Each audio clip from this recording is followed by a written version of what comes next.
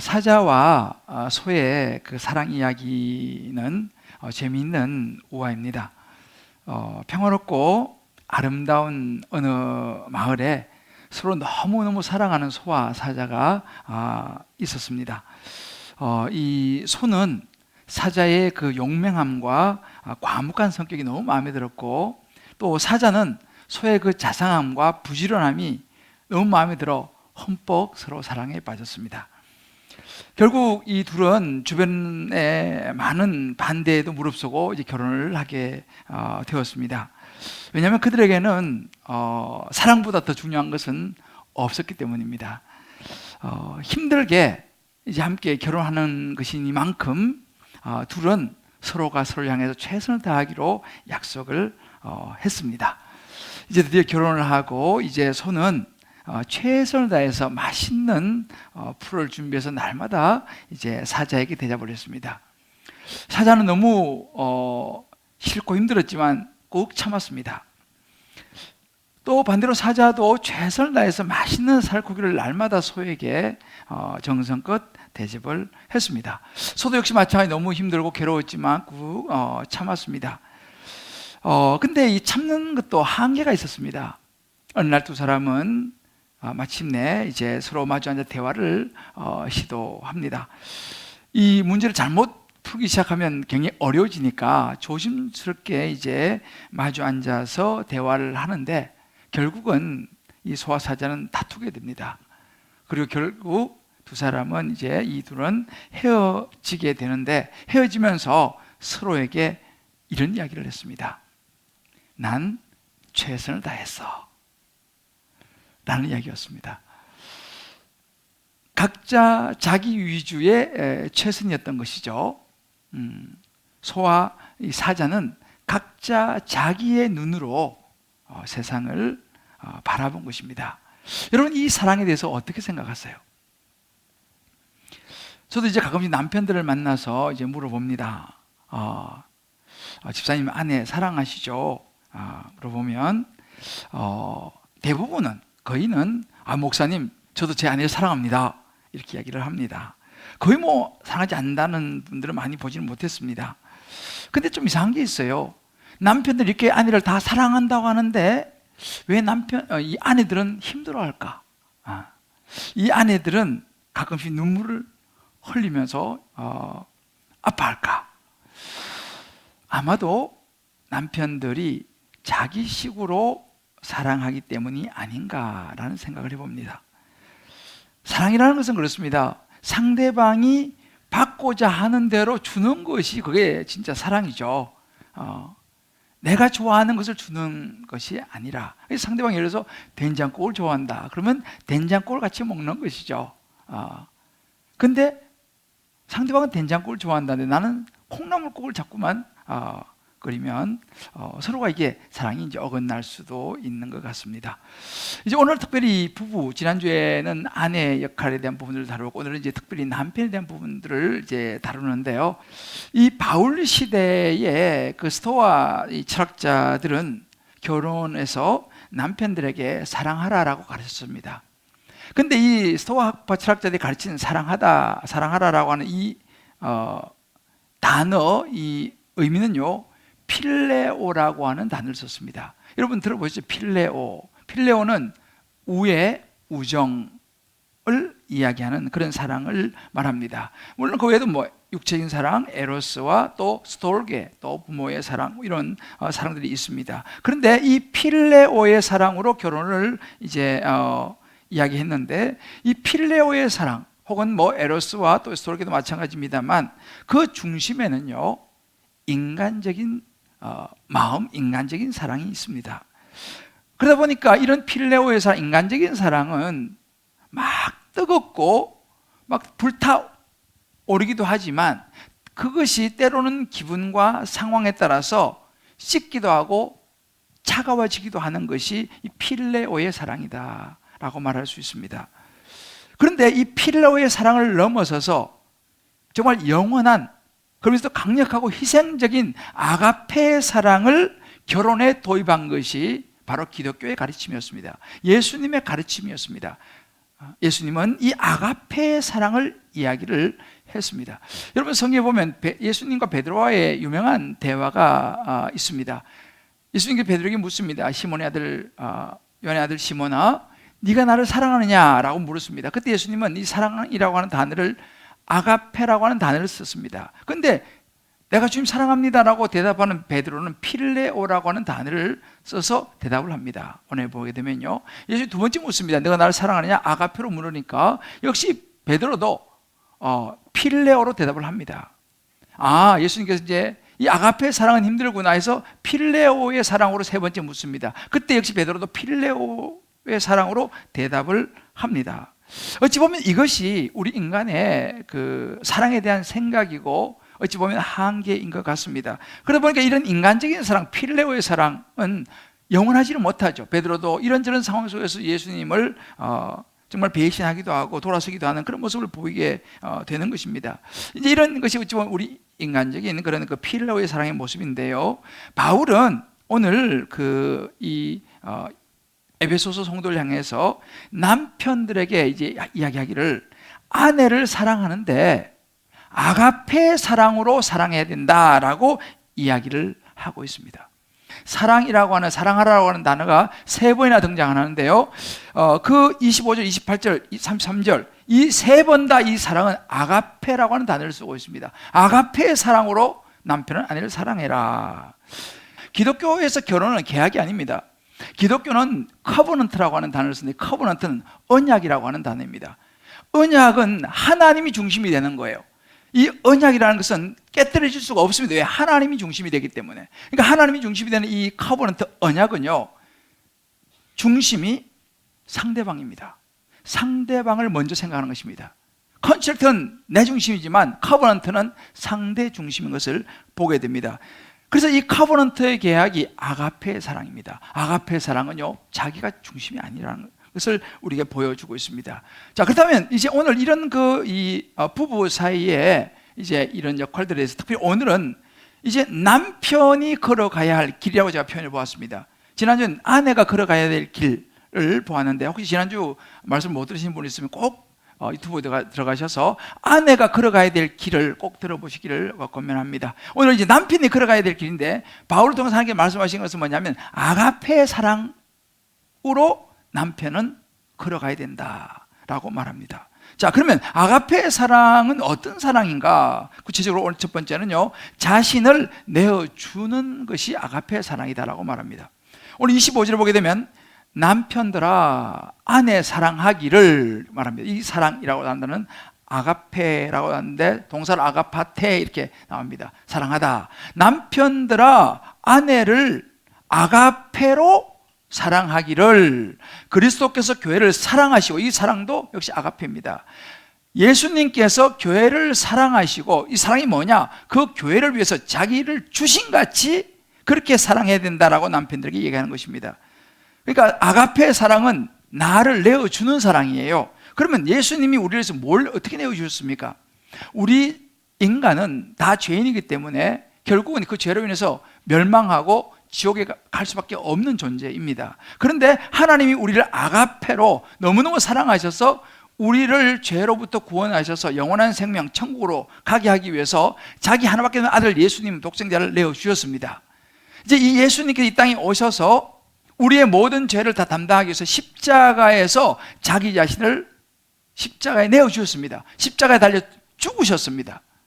그러므로 우리가 이제 모든 죄가 상을 받고 생명을 얻게 된 것이죠. 이렇게 예수님께서 교회들, 우리들에게 보여주신 사랑은 자기를, 목숨을 버리신 사랑. 그래서 에베소서 5장 2절을 보게 되면 그는 우리를 위하여 자신을 버리사 향기로운 제물과 희생 제물로 하나님께 드렸다 그랬습니다. 이것이 아가페의 사랑인 것이죠.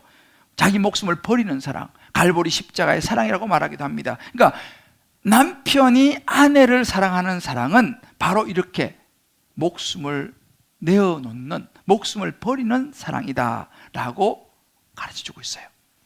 여러분, 지난주에 아내가 남편에게 복종하고 섬기는 차원하고는 차원이 다르죠. 훨씬 남자에게 강력한 사랑을 요구하세요, 성경은요. 남자한테는 목숨을 내어놓는 아가페 사랑을 하라고 이야기를 하고 있습니다. 근데 여러분 보세요. 보통 우리가 세상에서 말하는 사랑, 뭐 드라마라든지 뭐 여러 주변 혹은 뭐 영화 이런 사랑을 보면요, 그 사랑은 굉장히 좀 달달합니다. 뜨겁습니다. 격정적입니다. 정말 로맨스가 아주 정말 너무나 뜨겁게 달아오르는 그런 사랑들을 많이 보게 되죠. 이젠 내가 정말 당신만 사랑할 거야. 당신이 없으면 나는 못 살아. 당신이 뭐 세상 다 줘도 안 바꿀 거야. 뭐 그런 고백들을 합니다. 난 당신만 있으면 돼. 나와 결혼해 준다면 물 한 방울 손에 묻히지 않게 할 거야. 절대 내가 당신의 눈에 눈물을 흘리지 않게 할 거야. 이런 약속을 굉장히 많이 합니다.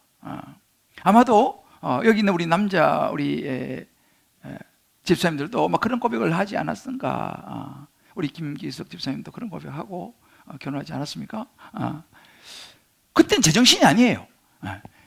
이 남자들이 너무 사랑에 이게 그냥 이게 올라가니까. 근데 여러분, 그런 아마 고백들을 저도 그런 이야기를 했죠. 근데 시간이 지나서 지금은 어떻습니까? 지금도 그렇게 여러분 뜨겁습니까? 이 약속을 그대로 지키고 있나요? 너는 내 운명 지금도 그렇게 생각하느냐는 것이죠. 여러분, 이것이 세상이 말하는 그 사랑입니다.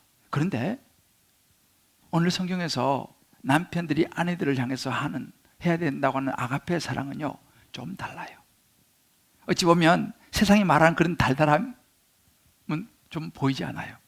오히려 오늘 26절 27절을 보면요, 예수님께서 교회를 어떻게 사랑했냐면 깨끗하게 하시고 거룩하게 하시고 자기 앞에 영광스러운 교회로 세우시고 티나 주름 잡힌 것 없도록 거룩하고 흠이 없게 하는 그 사랑을 예수님이 교회들에게 하셨습니다. 이게 아가페 사랑, 자기를 주는 사랑을 이야기하는 거예요. 그러니까 남편들한테 지금 무슨 이야기를 하냐면 그런 달달한 사랑 이야기하는 게 아니고 아내의 허물과 때로는 아내의 흠, 점, 심지어 마음에 들지 않는 때로는 아내의 실수, 잘못, 죄 그것까지도 다 거룩하게 하고 덮어주고 다 받아주는 사랑이 남편이 해야 될 사랑이다, 이렇게 얘기하고 있는 거예요. 별로 달달하지 않죠. 이것이 아가페 사랑이라고 말합니다. 근데 우리 보통 남자들은 저를 비롯해서 어떻습니까? 좀 살다 보면 처음에는 막 여기서 하지만 좀 살다 보면 아니 뭔가 좀 사랑할 구석이 있어야 사랑하지 라고 말합니다. 아니 좀 사랑받을 것 좀 행동 좀 하면 내가 사랑하지 라고 이야기합니다. 여러분 분명히 알아야지, 이것은 성경이 말하는 사랑 아니에요. 이건 아가페 사랑 아닙니다.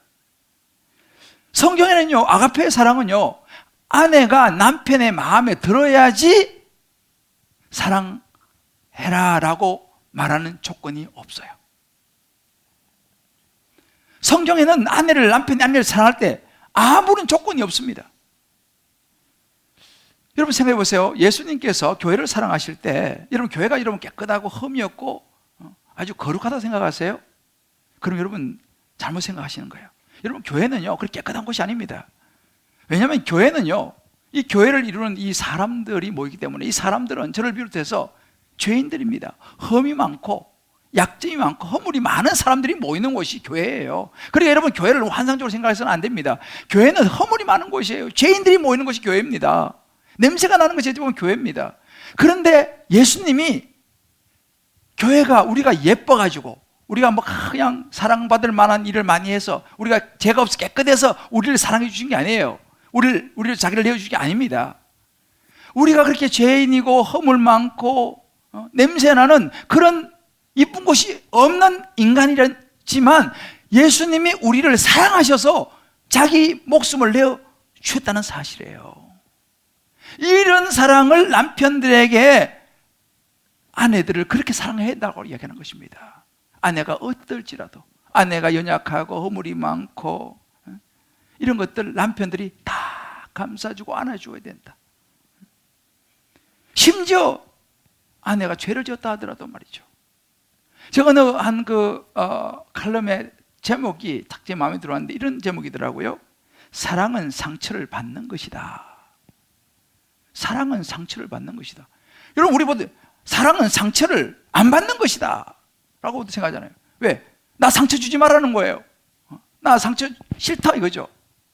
상처 주려면 가까이 오지 말라는 거죠. 그런데 진짜 사랑은 뭐냐?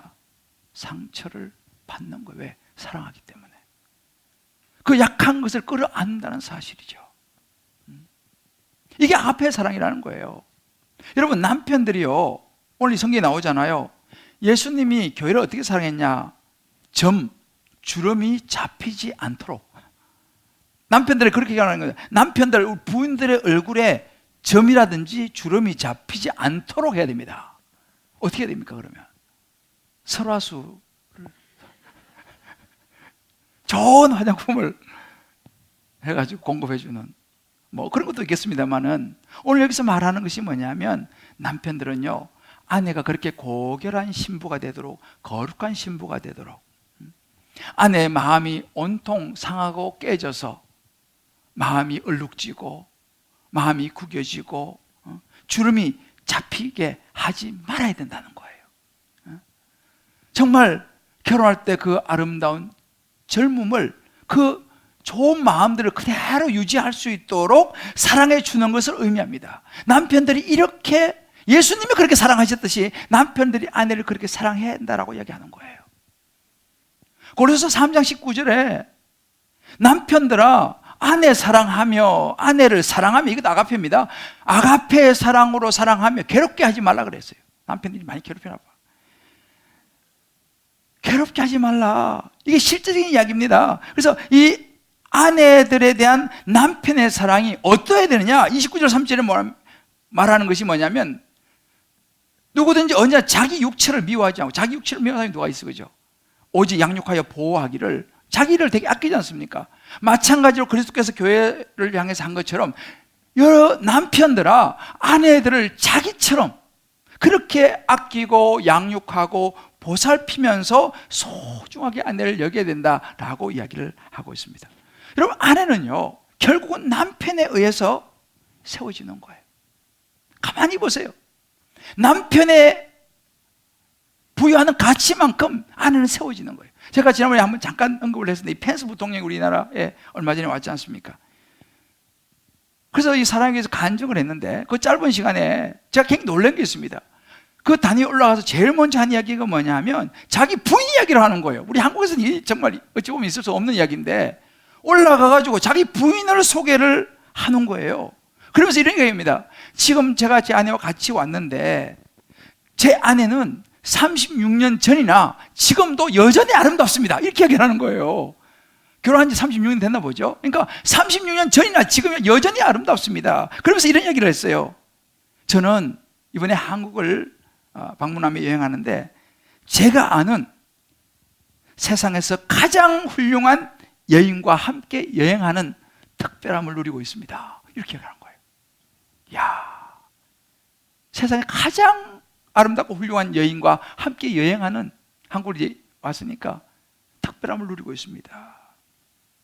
자, 이런 이야기를 듣는 아내들이 남편에게 어떻게 정말 정경과 순종을 하지 않을까, 그런 생각을 제가 해보았어요. 저는 사실 이번 이 설교를 준비해서 엄청 부담 들었습니다. 저도 남편 아닙니까? 그럼 여러분들 다 속으로 생각할 거예요. 목사님은 어떠세요? 저 사실은 이번 이 설교를 준비하는데, 지난주에 사실은 제가요, 저희 집사람을 한번 울렸습니다.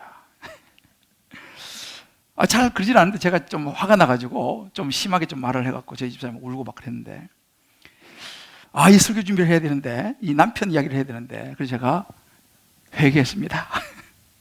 그리고 제가 문자를 보냈습니다. 용서해 주삼. 참 어렵습니다. 저도 이게 참 쉽지 않은데요. 그렇지만 성경이 가르치는 것을 우리가 따라야 합니다. 남편이 해야 될 최고의 목표가 뭐냐? 아내를 정결하고 행복하게 만들어야 된다는 거예요. 거룩하게 만들어야 된다는 것입니다. 아내가 위험에 노출되지 않도록 보호해야 한다는 사실이에요. 아내의 잠재력을 최대한 끌어올려줘서 아내를 개발시켜 주는 것, 목숨을 걸고 아내를 지키고 보호하는 거, 예수님이 교회를 향해서 하셨듯이 말이죠. 한번 여러분들 오늘 이 말씀 노트에 꼭 한번 적용을 가지고 나눠보시길 바라요. 나는 아내에게 평소에 어떻게 대하고 있는가? 아내의 허물과 약함과 심지어 실수와 죄까지도 내가 받아주고 책임지는 남편인가? 아니면 그냥 잘못 추궁하면서 비난과 화를 내는 남편인가? 특히 우리 남편들이 생각해야 될 것이 뭐냐면요, 내가 아내와 결혼할 때 그 아름다움, 그 얼굴이 물론 시간이 지났지만 지금도 여전히 그렇게 예쁜가? 아니면 그때보다 더 성숙하고 아름다워졌는가? 아니면 결혼할 때 너무 아름답고 너무 풋풋하고 너무 괜찮은 여인이었는데 지금 보니까 많이 어떻게 표현할까요? 단어를 좀 고르고 있습니다. 폭삭. 우리 한번 남편들이 우리 아내들을 오늘 한번 쳐다보세요. 조용히. 어떤가 이 아내가. 이것이 남편이 걸어가야 될 길은 자신을 내어주는 것입니다. 두 번째는 부모를 떠나는 것입니다. 31절 32절 이렇게 말합니다. 그러므로 사람이 부모를 떠나 그의 아내와 합하여 그 둘이 한 육체가 될지니 이 비밀이 크도다 그랬습니다. 이 말씀은 창세기 2장 24절을 인용했습니다. 창세기 하나님께서 세상을 창조하셨을 때 아담과 하와를 지으시고 하신 말씀이 이것이었습니다. 이러므로 남자가 부모를 떠나, 이렇게 남자가 부모를 떠나. 오늘 이 에베소서에서는 사람이 부모를 떠나 이렇게 표현했는데요, 정확하게 말하면 어맨 남자입니다. 그래서 창세기에는 분명히 남자라고 표현하고 있습니다. 남자가 부모를 떠나. 여기서 말하는 떠나는 게 이게 중요한 단어인데 이게 카타 레이카라고 하는 이 히브리어인데요, 부모를 떠난다는 말은 부모를 버리라는 이런 의미가 아닙니다. 우리 모두 부모를 공경하고 부모를 잘 보살피고 부모님의 조언을 잘 듣는 그런 자녀가 되어야 됩니다. 그러면 여기서 말하는 부모를 떠난다는 말이 무슨 의미냐 하면 우선순위를 이야기합니다. 결혼하기 전에는 다릅니다만 일단 남자가 결혼을 딱 하고 나면 그 다음부터는 결혼한 이후에는 그 세상에 누구보다도 먼저 아내가 우선돼야 된다는 것입니다. 아내에게 초점을 맞춰야 한다는 사실이에요. 자, 그러면 저는 이 말씀 묵상하면서요, 왜 아내에게 부모를 떠나 남편하고 합하여라고 말하지 않고 남편에게 이야기를 할까라는 거예요. 그죠? 아내들에게도 말할 수 있죠. 근데 남편들에게 남자가 부모를 떠나 아내와 합하여 한 몸을 이루라, 이걸 곰곰이 묵상해 봤어요. 그런데 제가 이제 동양 사람이고 한국 사람이잖아요. 그러니까 이게 이해가 가는 거예요. 사실은 가만히 생각해 보세요. 결혼하고 부모를 떠나지 못하는 경향을 보면요, 여자보다는 남자가 많습니다.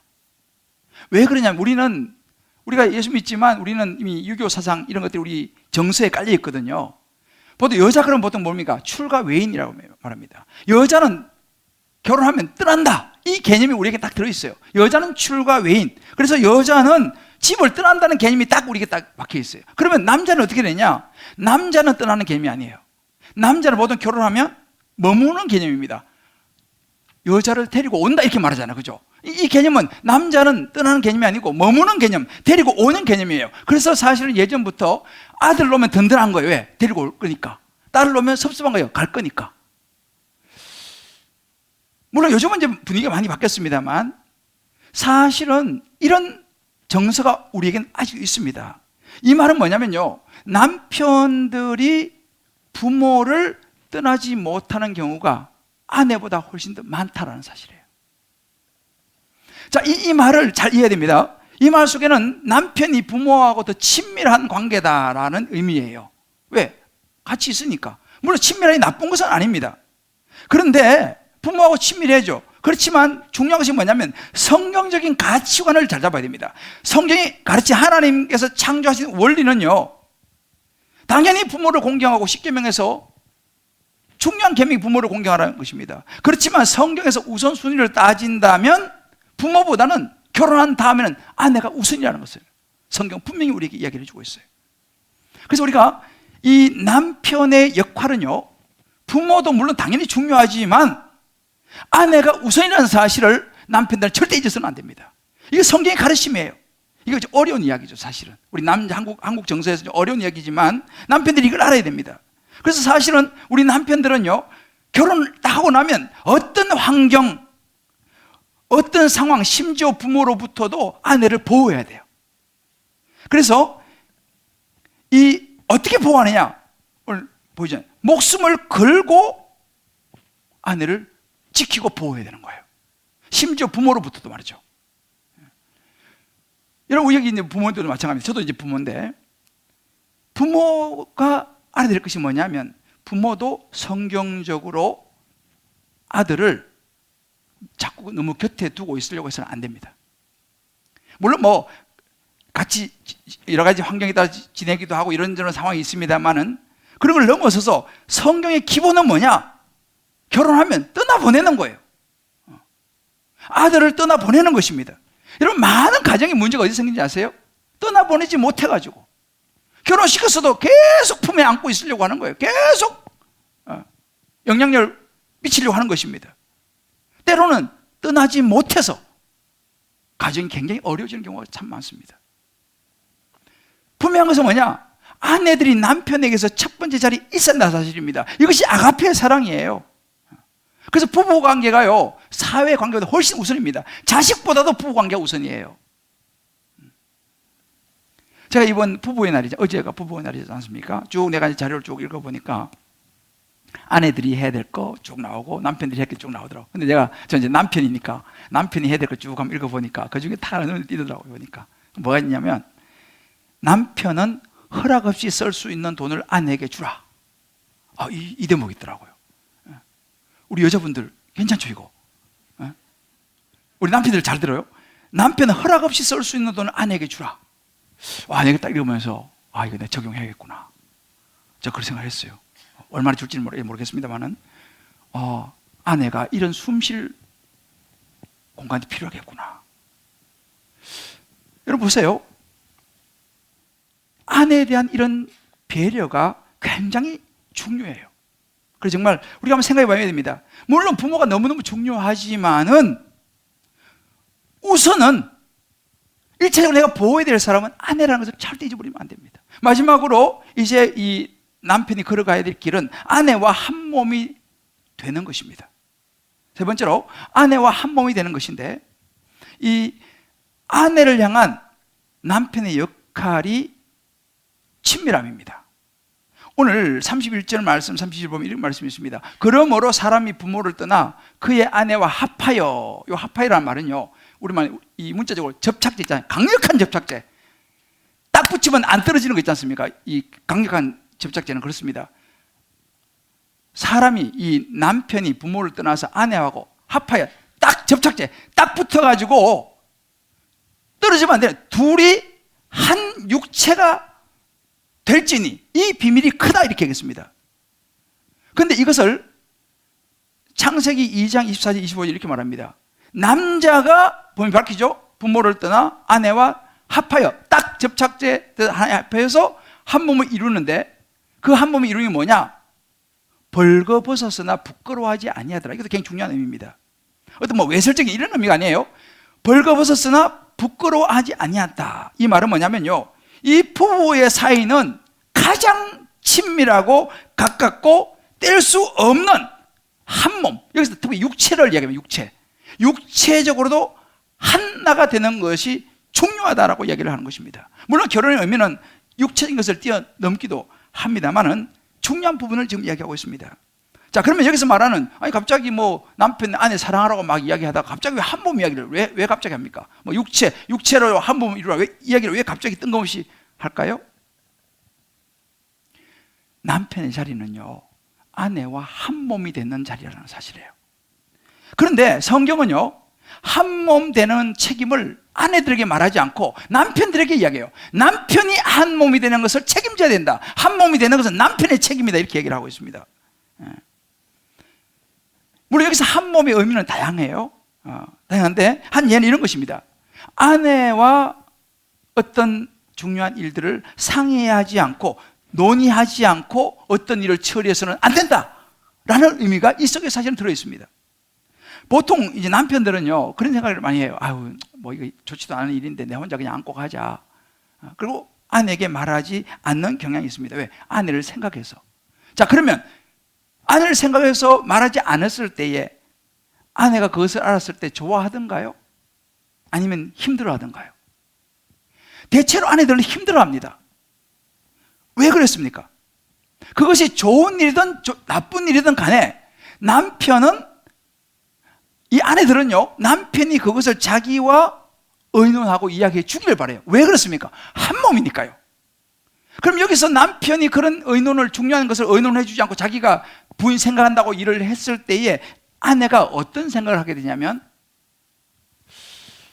내가 이 사람 아내 맞나? 이 사람이 나를 가장 소중한 사람으로 생각하나? 라는 생각을 아내들이 하게 된다는 것입니다. 왜? 그 중요한 문제를 자기하고 의논하지 않았기 때문에 한 몸이라고 하는 의미를, 이게 헷갈리는 거예요. 이 남자가 나를 사랑하나? 내가 이 남자 아내인데. 여자들이 헷갈리기 시작한다는 사실이죠. 여러분, 분명히 알아야 되는 것은 뭐냐면 남편이요, 아내와 아픔도 슬픔도 같이 나눠야 되는 거예요. 책임도 같이 지는 것입니다. 이것이 남편이 아내와 한 몸이 되기 위해서 해야 되는 삶의 모습이라고 분명히 성경이 이야기해 주고 있습니다. 또 한 가지 뭐냐면 육체적으로도 한 몸이 되는 것을 아주 강조하고 있어요. 이 말은 뭐냐? 육체적으로 한 몸이 안 되는 경향이 있다 이 말이죠. 이런 것이죠. 결혼을 했는데 살다 보면 이런저런 상황이 있겠지만 잠자리를 싫어하고 거부하는 그런 부부가 있을 수 있습니다. 여러분, 이것은 분명한 것이 뭐냐면 비성경적입니다. 뭐 여러 가지 이유가 있겠습니다만 성경 분명히 말하면 이건 비성경적이다. 왜? 부부는 한 몸이 되라고 분명히 이야기를 했습니다. 그러니까 부부가 함께 잠을 자는 거 너무너무 중요합니다. 물론 이런 경우가 있어요. 뭐 코가 너무 심해서 또 나이가 들면 이런저런 일로 불편함이 생긴다고 그래요. 아마 여러 가지 상황이 있을 것입니다. 그래서 같이 잠을 잘 수 없는 이런 상황이 있을 것인데, 뭐 그런 것을 제가 뭐라고 다 말하기는 어렵습니다만은, 그런데 분명한 것은 뭐냐면요, 성경이 나이가 들면 불편하니 각방을 써라 이렇게 말하고 있지 않다는 사실이에요. 코를 심하게 골기 때문에 각방을 써라 라고 말하지 않습니다. 성경 있잖아요, 한 60세 정도까지는 그냥 같이 있다가 60세 넘으면 그냥 각방을 써라 라고 말하지 않는다는 사실이에요. 여러분, 이 되게 중요한 부분입니다. 저는 제자훈련하고 사역훈련을 하는데요, 우리 한국의 이 아내들의 문제가 심각한 것 중에 하나, 자주 이야기를 하지만 남편하고 아내는 합하여 접착제 딱 붙어가지고 뛰면 안 되는데 이거를 떼고 비집고 들어오는 존재가 있어요. 누굴까요? 그 접착제를 가르고 들어와. 애들이 들어오는 거예요. 애들이. 이 부인들이, 때로는 남편이 애들을 그 사이 끼워 넣어요. 그러니 이것이 문제가 생기는 것입니다. 저는요, 제가 제자훈련하고 사역훈련하면 첫 번째 목적이 하나 뭐냐면, 제일 먼저 파악하는 것이 부부가 같이 자냐, 이거 제가 파악합니다. 각방을 쓰냐. 제가 이번 학기도 있잖아요, 두 커플을 내가 합치게 만들었어요. 내게 목적 중에 하나에, 왜? 아니, 제자훈련 사역훈련 받아 뭐 할 거냐는 것이죠. 여러분, 훈련 받는 게 뭐 성경부가 다가 아닙니다. 부부가, 그래, 물론 이유는 있어요. 방이 하나인데 어리고, 그래서 이제 이번에 어떻게 했냐면 그 애를 거실로 내보내라. 그 거실에 침대 만들어주고, 걔는 거실에 재우고 자기는 안방에 자는 거죠. 이거 두 커플 제가 그렇게 만들었어요. 여러분, 저는요, 무엇이 믿음입니까? 여러분, 신앙생활 잘하는 게 뭡니까? 성경대로 사는 것이 신앙생활 잘하는 거죠. 그게 믿음이죠. 그래서 저는 제자훈련, 사역훈련 이런 것이 아주 집중적으로 제가 다룹니다. 다른 게 믿음이 아니에요. 뭐 교회 오래 다니고 뭐 그게 믿음이 아니라니까요. 말 안 듣는 사람이 제자훈련을 보내요. 왜? 이게 제자훈련입니다. 이게 사역훈련입니다. 말씀대로 살아가는 것이 너무 좀 중요하죠. 여러분, 게리 체프만이라고 하는 사람이 있어 5가지 사랑의 언어가 있어요. 그 5가지 사랑의 중 스킨십, 인정하는 말, 선물, 함께하는 시간, 봉사. 사람들마다 자기가 느끼는 사랑의 언어가 다 달라요. 그런데 이 게리 체프만이 거기서 중요하게 다룬 것이 뭐냐면 스킨십입니다. 오늘 이 본문에서도 합하여 육체가 한 몸을 이루라고 그랬지 않습니까? 이게 바로 뭐냐면은 이 부부에 있어서 성적인 친밀감이 굉장히 중요합니다. 그래서 이 게르츠는 그런 이야기를 합니다. 부부가 이렇게 살다가 보면 때로는 상대방에 대해서 성적인 불만족이 있을 수 있다는 거예요. 그런 사람, 나는 이 사람이 그런 부분에서 성격에서 불만족스러워. 그럴 때는 어떻게 생각하냐면 상대의 어떤 신체적인 상태라든지 상대도 나름대로 최선을 다하고 있다는 생각을 하면서 좀 배려해 주라 이렇게 얘기합니다. 반대로 어떤 사람은요, 이 성적인 것에 관심이 없어요. 나는 그런 것, 나는 관심이 없어. 난 싫어. 이렇게 말하는 사람이 있다면 이 사람은 뭘 생각해야 되냐면요, 결혼할 때 한 약속을 기억하라는 거예요. 결혼할 때 상대방의 성적인 필요를 채워주겠다고 약속하지 않았냐는 것입니다. 결혼 서약 안에는 그것도 들어있다는 거예요. 그렇게 약속해서 왜 약속 안 지키냐는 것입니다. 여러분, 아내와 한 몸이 되는 것이 남편이 걸어가야 되고 만들어가야 될 길이라고 성경이 이야기해주고 있어요. 33절에는 마지막으로 서로가 서로를 향하여서 자기 역할을 다하라 라고 하는 것이 33절에 나옵니다. 아내는 사랑하고, 아내를 사랑하고 남편을 존경하고. 한마디로 이런 거죠. 상대방 이야기하지 말고 나만 잘하면 된다 이거예요. 자, 손 내보세요. 나만 잘하면 된다. 이게 오늘 33절 결론이에요. 사랑하는 성도 여러분, 제가 이 말씀 준비하면서 저는 남편이잖아요. 목사이기도 하지만 참 많은 생각을 했어요. 야, 내가 이 성경대로 못 사는 부분이 많이 있구나. 특히 이번에 또 제가 이번 주에 또 열받아가지고 또 한번 또 제 집사람도 한번 울리고 말이지. 정말 회개하고. 그리고 제가 이 말씀을 준비하면서 떠오른 영화가 한 편 있었어요. 한 10년 정도 전에 나왔던 영화 같은데 아마 이런 보신 분이 있을 거예요. 그대를 사랑합니다 라고 하는 영화였어요. 저도 오래돼가지고 좀 기억이 좀 어슴푸레해서 다시 한번 좀 찾아봤는데요, 거기 보면 4사람이 등장을 합니다. 할아버지 2사람하고 할머니 2사람. 근데 그 2사람은 부부예요. 주차장, 이제 젊을 때는 개인 택시 하다가 이제 나이 들어서 이제 주차장 관리하는 장군봉이라고 하는 할아버지, 그리고 그 아내, 한평생 같이 살았던, 지금 치매가 걸려가지고 이제 잘 모르는 조순이라고 하는 할머니, 이 부부의 이야기가 나와요. 이제 3남매를 키워가지고 다 출가시키고 잘 오지도 않고, 근데 이제 이 치매에 걸려가지고 아무것도 모르는 이 아내를 두고 할아버지가 이제 출근을 해야 되니까 어떻게 하냐면 항상 아침 출근하면서 자물쇠로 문을 잠궈놓고 가요. 근데 어느 날 깜빡하고 문을 안 잠그고 그냥 간 거예요. 그 사이에 이제 할머니가 이제 밖에 나온 거예요. 나와가지고 온 동네를 다니고 막 하여튼 막 엄청난 사고를 치고 난리가 납니다. 근데 이 남편이 이제 장군봉 할아버지가 집에 와서 보니까 부인이 없는 거예요. 난리가 났습니다. 온 동네를 쫓아다니면서 자기 부인을 찾습니다. 어디 있냐고. 그러다가 진짜 이제 자 부인을 만나요. 추운 겨울인데 맨발로 그냥.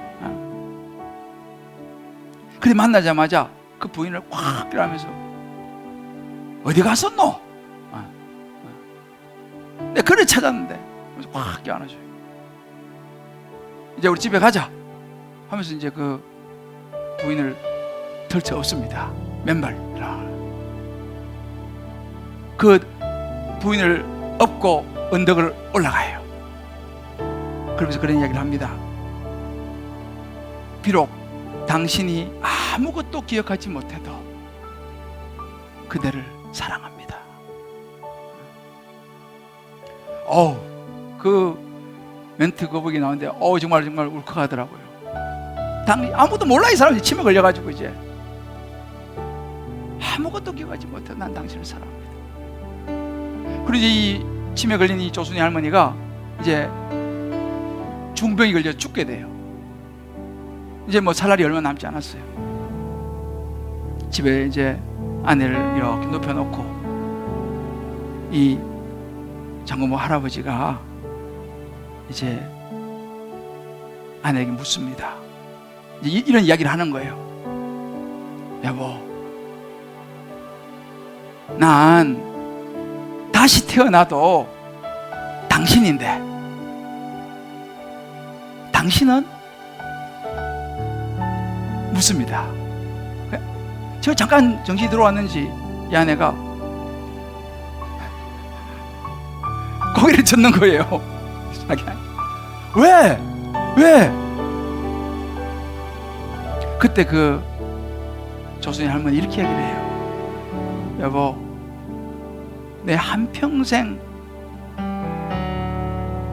당신한테 받기만 하고 당신은 나한테 주기만 했는데 어떻게 또 미안해서. 야, 그동안 제가 가슴이 먹먹해지더라고요. 이 할아버지가 보여준 사랑이 이 아가페의 사랑이구나. 그러면서 제가 저희 집사람을 떠올렸어요. 야, 내가 내 아내를 이렇게 사랑하느냐.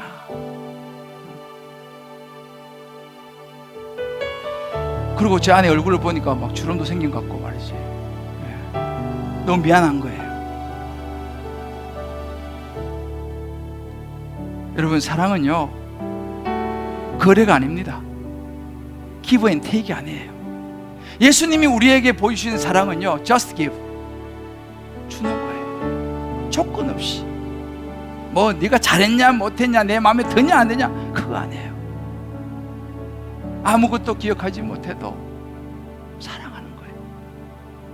받아주는 거예요. 약하기 때문에, 부족하기 때문에 그거 내가 끌어안는 거예요. 그게 남편이 아내를 향해 보여줄 사랑이더라고요. 아가페의 사랑이죠. 저와 여러분도 마찬가지로 정말 오늘 말씀 앞에서 한번 생각해 보면 좋겠어요. 남편은 남편대로, 아내는 아내대로, 또 혼자이신 분들은 예수님이 계시잖아요. 사실은 인간은 남편도 아내도 100% 못 채워줍니다. 하나님이 채워주실 줄을 믿습니다.